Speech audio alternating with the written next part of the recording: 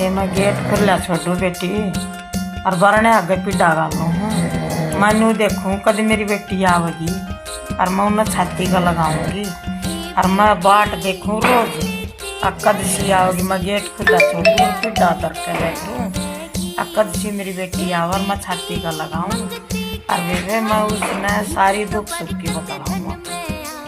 दुख सुख की बतला के और जब मैं अपना पेटा करूँ या मेरी बेटी थी और मैं के लूँ के दूँ सारी मंतन की बतला के न और अपना पेटा कर लूँ।